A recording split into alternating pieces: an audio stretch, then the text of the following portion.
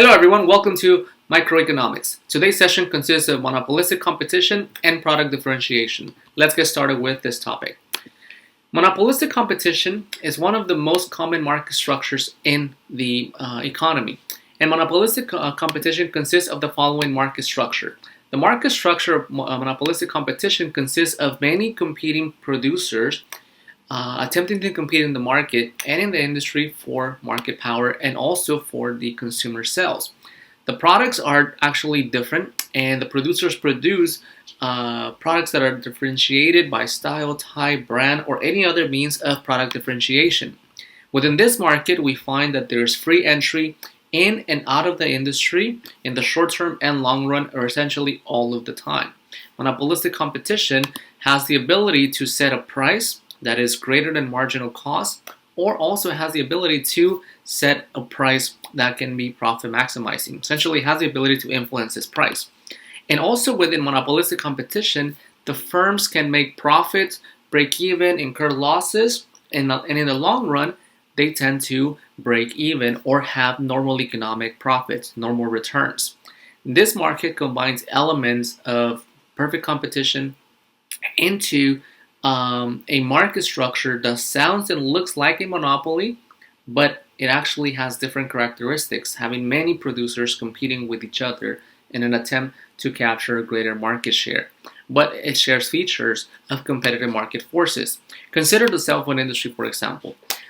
All of the producers in the cell phone industry attempt to differentiate their product to capture the consumer attention, consumer sales, buy their good, and essentially make revenue and incur profits. We have different brands that always attempt to differentiate their product by features, camera, the technology, the structure. Essentially, product differentiation is a fundamental way that firms can acquire market power by increasing their sales, increase their market presence, and acquire consumer purchases and also consumer loyalty. Some consumers only buy specific product for long periods of time.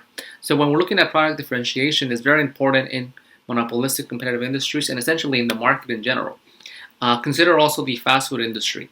This is very monopolistic. There's a lot of fast food vendors out there. We have McDonald's, Carl's Jr., Jack in the Box, Sonic, Wendy's, etc.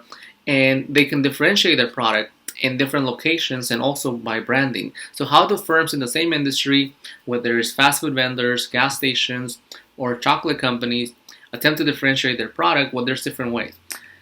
It can be actually in the brand, it can be in the name, the location, the style, the type, the features, and also consumer perception.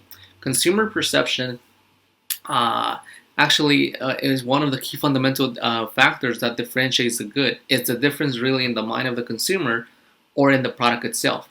Sometimes it's both. It's in the product itself and in the mind of the consumer, even though you have two products that essentially serve the same purpose. If the consumer feels that one of them is better than the other one or that it's different in its mind, then the product is essentially different, even though if they serve the same exact function.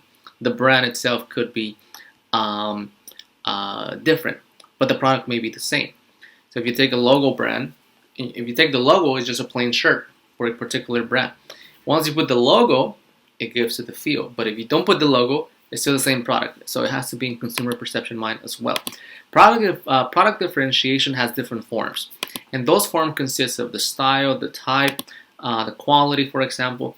The automobile industry is highly monopolistic. There's many competitors, but some of them are owned by the same companies. So consider Toyota and Lexus. Toyota owns Lexus, it's their higher end brand, but it's essentially the same type of engine.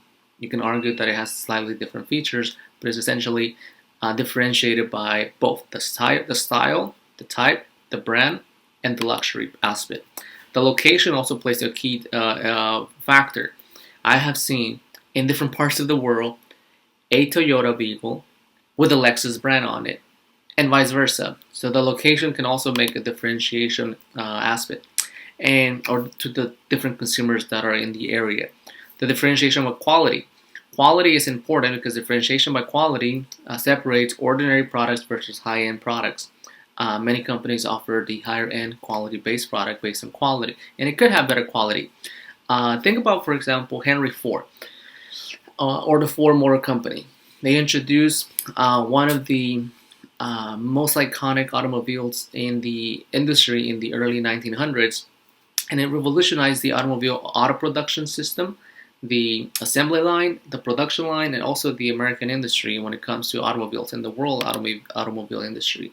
The strategy was simple: to offer an affordable Model T to everyone or the American consumer.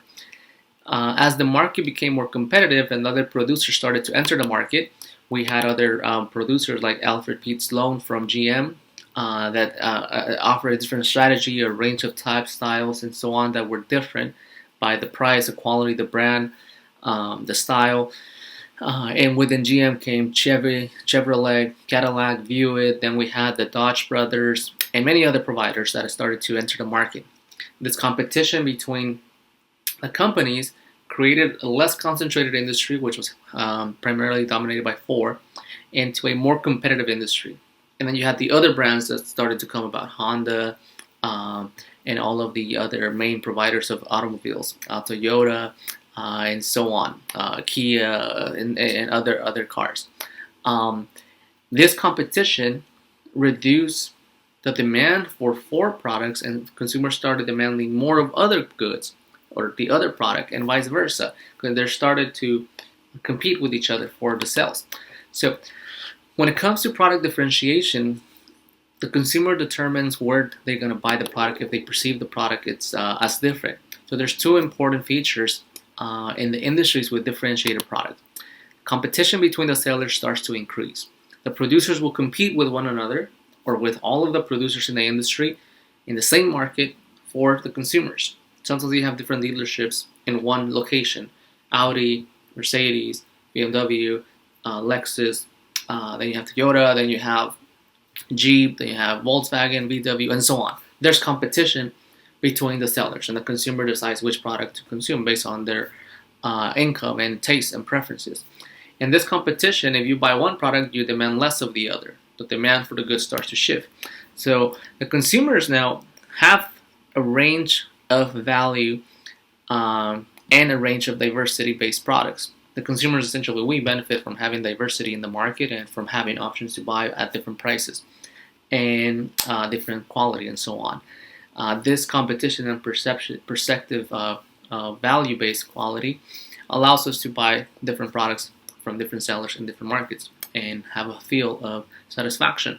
Let's take a look at what would happen if Henry Ford was one of the main founding fathers of the American automobile industry. When the other competitors enter into the market, the demand for Henry Ford's products starts to decline because consumers start to buy other products. So here we have the effects of the demand for a particular good. In this case, we're using the automobile industry as an example. We have the price in the vertical axis and the marginal revenue on the vertical axis, the quantity on the horizontal axis, and we have the demand for the good and the marginal revenue for the good itself. The consumer demand, downward sloping, determines the demand for a product. If other firms enter the industry, here, model A, if other firms enter the industry, the demand for the original firm, in this case, if it's the automobile industry or any other firm, the demand for the original firm is going to decline. Why? Because with other firms entering the market, with other firms competing, so you have Ford, now you have Chevrolet, now you have GM, now you have Dodge brothers, now you have other main providers like Toyota, Honda, and so on. The demand for one product starts to decline, and you may demand more of the others. So the demand curve is going to shift. Notice how the demand curve, the D2, it shifts, it declines. The entry of other competitors declines the demand for the original existing firm. So the demand declines. And that shifts the demand inward. And that can also affect their profits and revenues and so on. If firms leave the industry, in model number 2, if there's firms that exit the industry and leave the industry, well, the ones that remain experience a boost in their demand because consumers have no option but to buy now what's left, or whoever stays in the market.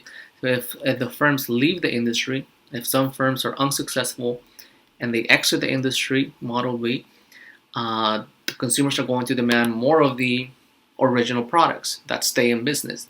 So the demand will shift to the right. When firms exit the industry, the demand shifts to the right, and the marginal revenue shifts to the right for the existing firms that remain. So if demand declines, because other firms have entered the market, if demand increases, there's more demand for a product. Not necessarily because they left, but there could be more demand for other goods.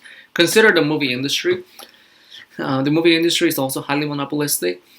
Some studios own other studios and so on, but there's always competition between them. In any given weekend, when consumers used to be free and go to the theaters without this crisis going on, any consumer could choose any given movie that came out from any given studio. So they're always competing with other studios to release the next best hit or the next best blockbuster. It used to be movie hit of the year. And essentially what they do is they compete for the same consumers, us. We can choose action, romantic, scary, thrilling movies, drama movies, etc. And each movie is different. Some of them are success, some of them are significantly hit. Sometimes people demand a lot for one movie, like from Universal. People make lines as an increase in demand for that film. And sometimes there's no demand and nobody watches a specific film. So the demand can shift. If there's high demand for one film, it makes significant opening gross revenue for the first weekend, millions of dollars for several films. And if it's a flop, it doesn't succeed, it doesn't even break even, or it doesn't even make any significant gains. So the movie industry is highly monopolistic as well. In the long run, the monopolistic firms that are competing in the industry earn what is called normal profit equilibrium. And some of them, or the majority of them, and according to the model, they tend to break even with the success and losses, with the high returns, low returns. They have normal returns that eventually could lead to a break-even point where they cover all of their costs of operations and everything is in equilibrium. Now, a monopolistic demand curve in long-run equilibrium will be tangent to the average total cost, the average total cost curve, at the profit maximizing price and at the profit maximizing output level. They're going to produce a level of output by using the profit maximizing output rule, where marginal revenue is equivalent to marginal cost. The model looks very similar to a monopoly, but the situations here is that there's many firms that are competing with each other, and the demand can increase, demand can decline. The firm can incur profits and break even, incur losses in the long run, make normal economic returns, and the demand curve can be tangent to the average total cost in the long run equilibrium. So let's take a look at the model. The demand curve is downward sloping. They're represented by consumer demand in monopolistic competition. This is MC, monopolistic competition. The marginal revenue curve, downward sloping, represents the marginal revenue obtained by the monopolistic competitor, MC. The price, cost, and marginal revenue in the vertical axis. The quantity of the good purchased on the horizontal axis. And if we use the profit maximizing rule, where marginal revenue intersects marginal costs, the marginal cost curve is this orange curve that is upward sloping. It intersects marginal revenue at specifically this in a point of intersection, the bottom X that looks underneath. And at that point, we select a profit maximizing quantity, which is right below. It's going to be a profit maximizing quantity, QMC, monopolistic competitor. Once we select this quantity, we go right above and look at the tangency point between the demand and the average total cost curve and set a profit maximizing price. Profit maximizing price in this point, if the monopolistic competitor is in equilibrium, in long run equilibrium, it's going to be tangent to the average total cost and the demand curve at point C. The price the monopolistic competitor will charge will be equal to the average total cost for the monopolistic competitor, but it will be greater than the marginal cost, since the marginal cost is down here, and the quantity produced will be QMC. Now, it's important to note, if the demand for the product increases, or if the average total cost is lower, this average total cost could be down here, or the demand curve can shift out and the firm can make profits. Here we have a model that is in long run equilibrium that has normal economic returns or is breaking even. But it's possible in monopolistic competition due to the shifts in demand. With high demand, there's high profits. With low demand, it could be losses. If the average total cost is lower, it could be profits. The average total cost is higher, it could be losses. The monopolistic competitor has or can experience profits, loss, and break-evens. A monopoly tends to always operate at a profit maximizing point. You will rarely see a monopoly that is under this category. This is a monopolistic competitor firm. Don't confuse it with a monopoly. The model looks similar, but it's not. Now, comparing the perfectly competitive firms versus a monopolistic firms. In long-run competition, in long-run equilibrium, a perfectly competitive firm makes zero profits in long-run equilibrium. The demand for the product is horizontal, is equal to the marginal revenue, and the price is given. The price is determined by the twin forces of supply and demand. If the firm is a price taker, has no ability to influence the price, it takes the price as given.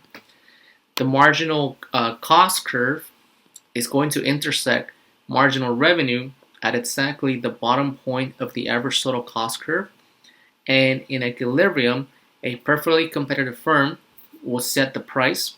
In long run equilibrium, a perfectly competitive firm, price perfectly competitor, equal to the marginal cost of the perfectly competitive firm, which is this orange curve, and it will be equivalent to the average total cost at the bottom point, ATC, and it's also equivalent to the marginal revenue. This is like a perfect identity here. That's why I mentioned this is like the ideal market where everything is equivalent to each other. And the output produced, in this case, will be quantity produced on PC. The quantity produced by the perfectly competitive firm. It will be the quantity that minimizes the lowest cost possible to the firm. A monopolistic competitor behaves slightly different. Since it's monopolistic competitor in monopolistic competition, the model will be different and the price will be different in long-run equilibrium. In long-run equilibrium, we have the demand. First of all, here the demand for the product is different. Notice that this demand curve is horizontal and this demand is downward sloping. The marginal revenue curve is different. It's not equal to the demand curve in monopolistic competitors, so that's two distinctions. With a demand curve that is downward sloping, it allows the firm to have some ability to control the price or set a price or target a price. The average total cost curve, ATC, that is purple, is U-shaped, very similar to this one, but it will be tangent to the demand curve where at this point here, and the price monopolistic competitor will be equal to the average total cost at this point. But we still use the same rule, where marginal revenue, the blue line, crosses, or where marginal cost crosses or intersects marginal revenue, here the marginal cost, orange curve, intersects marginal revenue, the firm produces a quantity, monopolistic competitor, targets that quantity, and sets the price on the demand curve, price monopolistic competitor, that is tangent to the average total cost, and here is greater than the marginal cost. Notice how the price in a monopolistic competitor industry is greater than in perfect competition. The quantity in monopolistic competition is a lot lower than in perfect competition. There's a lot less. And the price is greater than marginal cost. So a monopolistic competitor has the ability to influence his price, influence quantity, target a profit maximizing quantity. It could make profits in the long run, in the short run, could make profits, but both of them tend to have normal economic returns in the long run. One of the main features also of a monopolistic competitor is that it will experience what is called an excess capacity factor. It has the ability to produce extra units if you notice, the average total cost is declining, and can produce more units right where MC intersects average total cost at its lowest level. It can produce more units. This minimum cost output, it can produce more units at a lower average cost, but it will not produce those units. It will produce where marginal revenue and marginal cost intersect. It produces a limited quantity, QMC, and it sets a profit maximizing price monopolistic competitor. It has the ability to produce extra units, if you want to think about it like that, or has excess capacity factor, has a capacity to produce extra units at a lower cost, and which is minimize your cost and produce more units, but it won't. So sometimes you get products that are limited edition, so there's quantity control and the price is high, and the firm has the ability to produce more, but they don't. They want to charge a higher price for a limited quantity, even though they have the capacity to produce more units.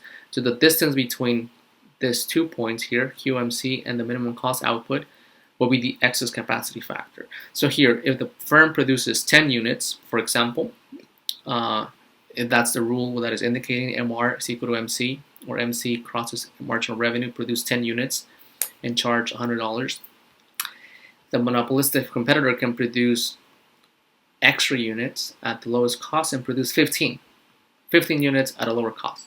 So the excess capacity factor here will be that they can produce an additional 5 at a lower cost. So I just provided those numbers hypothetically. So the excess capacity factor is present within monopolistic competitive firms. They have the excess capacity. They have the ability to produce extra units and have the capacity to produce more. But in reality, they produce less than the output at which the average total cost is the lowest, and the extra units can be produced and charge a higher price. So some transactions do not occur because they don't operate within that excess capacity factor. Some transactions that are missed, they don't take place. The firm can produce more at a lower cost, but it doesn't do so, and they charge a higher price to the consumer for the quantity on the monopolistic competitive firm rule, or where the profit maximizing rule signals them to produce. The consumers typically tend to pay a higher price for the product when it's limited, and we as consumers, we tend to pay for the price. We consumers buy everything that we consider valuable to ourselves, and if it provides us with some experience and enjoyment. And essentially, we live in a high consumerism-based society. We buy a lot of things, sometimes things that we don't even need. But we consumers benefit from having diversity-based products in terms of consumption in the market. So in the long run, monopolistically competitive firms tend to have normal economic returns. They produce output that is limited, where marginal cost is equal to marginal revenue. They have the ability to control the price. The price exceeds the marginal cost. It could be equivalent to the average total cost, or sometimes higher, but it's always going to be greater than the marginal cost per unit. So the price is going to be greater than the marginal cost per unit, and that allows them to have normal economic returns. It's possible that some mutually transactional beneficial trades are unexploited and do not occur because the quantity is limited in control, or is less than the minimum cost output, where there could be more output at a lower cost in the market, and the firms always compete with each other. There's always competition taking place.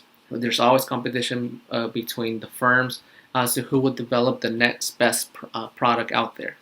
Now, firms will enter the industry, firms will leave the industry. Some will make profits, some will make normal profits. Some will earn lots, some will experience losses. Others will experience consistent profits.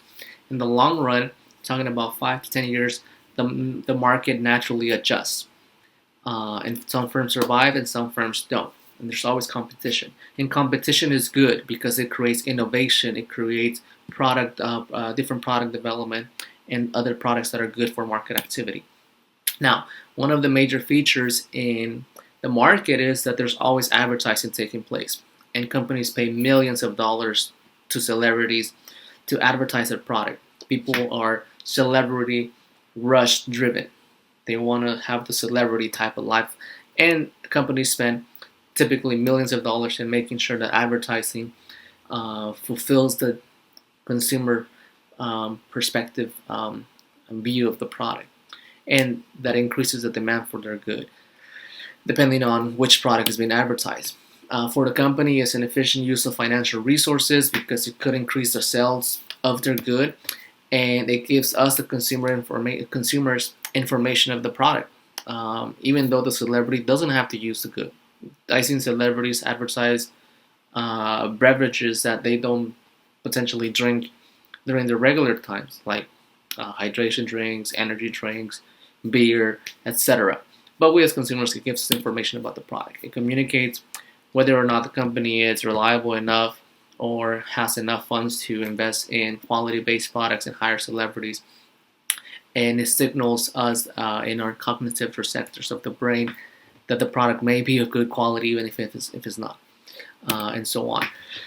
And also the idea of brand creation, creating a strong brands that can increase consumer demand and consumer taste. For example, we have several companies listed here, and brand recognition is one of the most important aspects of market activity. It increases the demand for the product. It distinguishes the product from other goods. As soon as someone wears something that is branded, other people perceive it as a good quality automatically, even though some other products could be just as good or better. Consumers are brand-driven consumers. They like to have brand-based products. The higher the brand of the good, and the higher the recognition, the visibility, the higher the number of sales. When the number of sales increases, the revenue increases. When revenue increases, profit increases. When profit increases, retained earnings increases. Shareholder dividends increase. The value of the stock increases. The market capitalization of the company increases. Branding is crucial. Companies spend millions of dollars in their marketing campaigns to make sure that their brand and their logo is visible and recognizable to the consumers in the market. They convey important information about the quality of the good and how reliable it is. As soon as you see a brand, you think of it as being the leading innovator company or the brand to have. So, to say the least, companies spend millions of dollars increasing their name recognition and their brand recognition because they know that the greater the recognition, the greater their sales and capital gains. So for us as individuals, increase the value of your brand, which is our name or your name, and increase the recognition that you have to the public to increase your greater economic gains and also impact on society. Thank you, everyone. Have a good day. Enjoy the rest of the afternoon, and I'll see you next time.